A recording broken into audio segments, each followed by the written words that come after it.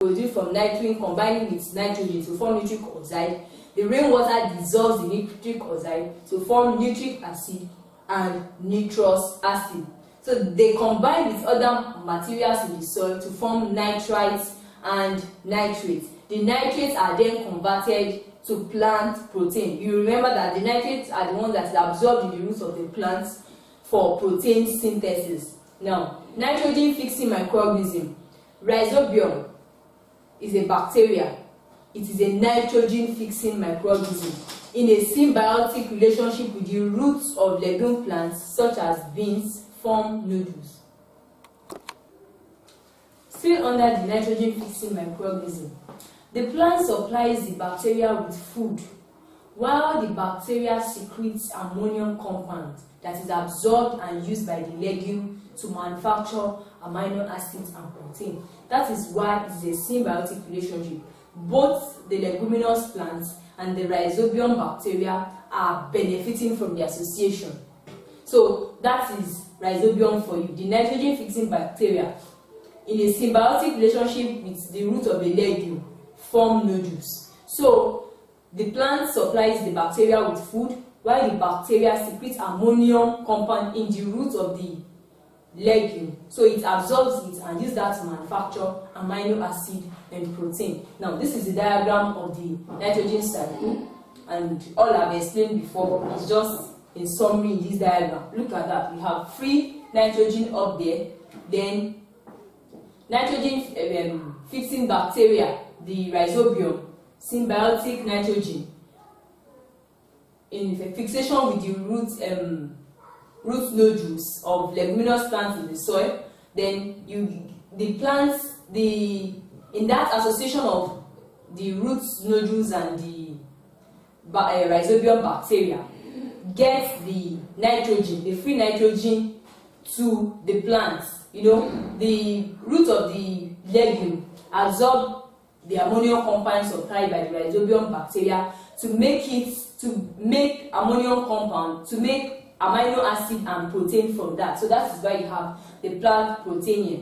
Once an animal eats the plants, then it is converted into animal protein. So whether an animal eats it or not, it is converted back to ammonia by death. Once the plant dies or the animal dies and decays, and there is the action of the putrefying bacteria such as putrefying bacteria or fungi and saprophytes on it, then there is ammonia that is formed.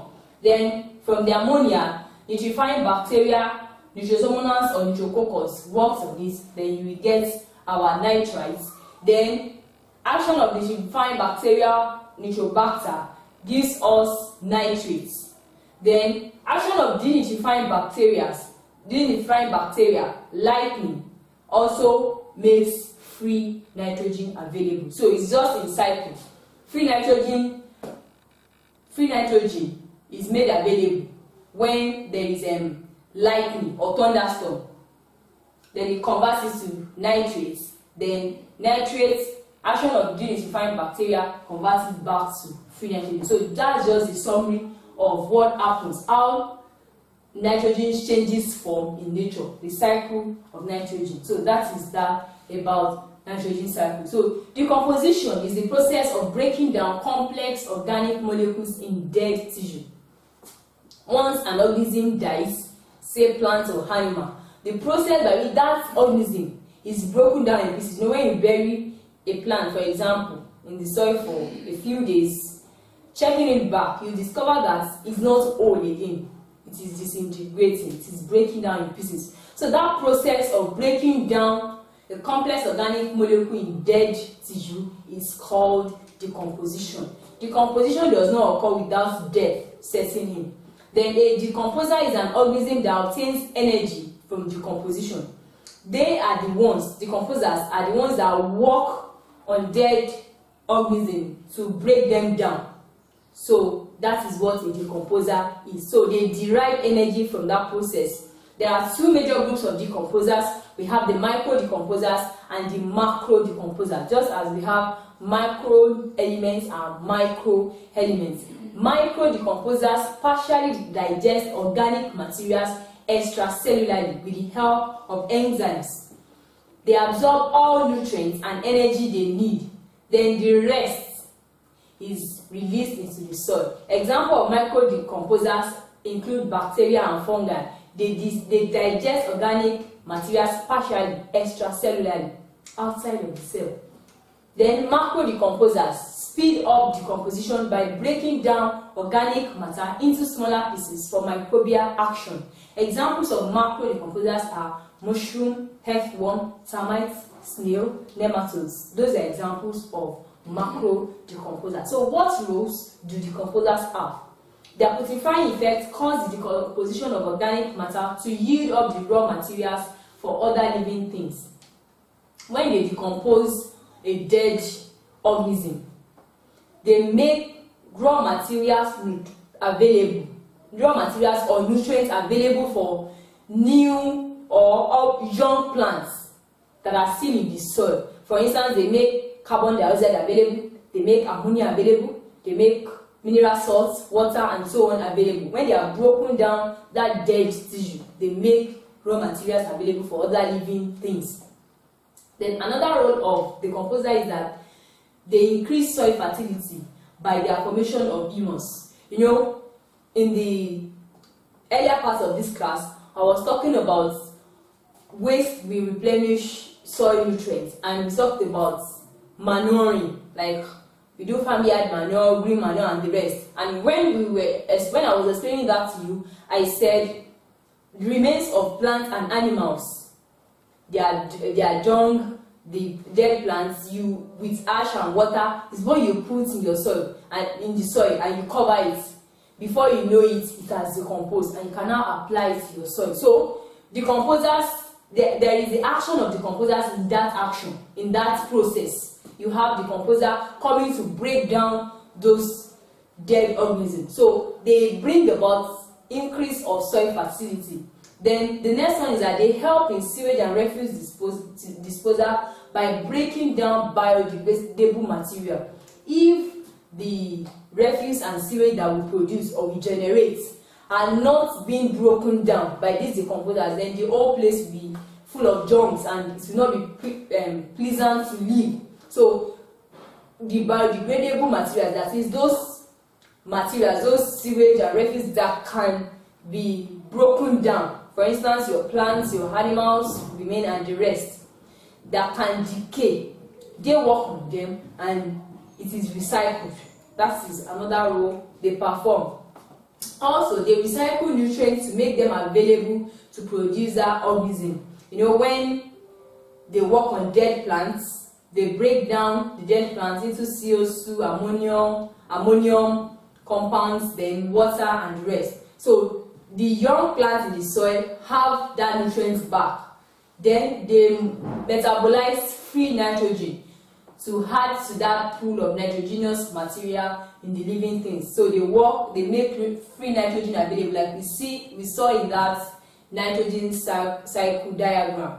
Now move on to talk about the next nutrient cycle, and that will be the carbon cycle. Carbon cycle simply means the circulation of living organisms in the environment. How carbon moves in the environment is what is called the carbon cycle. CO2 is added to the atmosphere during respiration and decay. So in two processes, CO2 is added into the atmosphere during the process of respiration, then during the process of decay. This is the diagrammatic representation of the carbon cycle. So we have carbon dioxide in the atmosphere, then burning of fuel. For instance, you are cooking, burning your wood, using kerosene or whatever fuel you are using. There is fuel burning. So CO, carbon dioxide, is released in the atmosphere. Then the action of plant, putrefaction of plants, too, releases free nitrogen or carbon dioxide, free carbon dioxide in the air. When plant is respiring, can you see that respiration of plants is also making carbon dioxide available? When plant dies and is decaying, CO2 is also made available. Then animals too. Animals eat plants. Then when the animals die and they decay, CO2 is made available in the atmosphere. Respiration of animals also brings about CO2, you know. We take in oxygen and breathe out carbon dioxide, so that makes CO2 available. Putrefaction of animals also makes CO2 available, but that CO2 is used by green plants for photosynthesis. So it's just showing the cycle of carbon in the environment. Green plants in the process of photosynthesis manufacture carbohydrates from CO2 and water. So that is a way CO2 is being used up. Then when the atmosphere contains excess CO2, some of it is dissolved in water. Then the water gives off some of its carbon dioxide when there is a deficit of the gas. So like that is making a balance of CO2 in the atmosphere. Once we have excess, some of the CO2 is dissolved in water, and when there is a shortage of CO2 in the atmosphere, those dissolved in the water is given up. So we have a balance in nature. So this brings about a fairly constant proportion of CO2 in the atmosphere. All organic compounds, including protoplasm, carbohydrates, protein, lipids, enzyme, and DNA, contain carbon. So carbon is very, very important, and it is vital to the existence of plants and animals because it is responsible for all physiological processes in plants and animals. Now, the third cycle we're talking about is the water cycle. Also, just as we have described nitrogen and carbon cycle, it is just the process by which water moves from one state of form to the other in the environment. So we can see the cloud forming, then fall down as rain, then fall into the water bodies, the river, the lakes, the sea. Then there is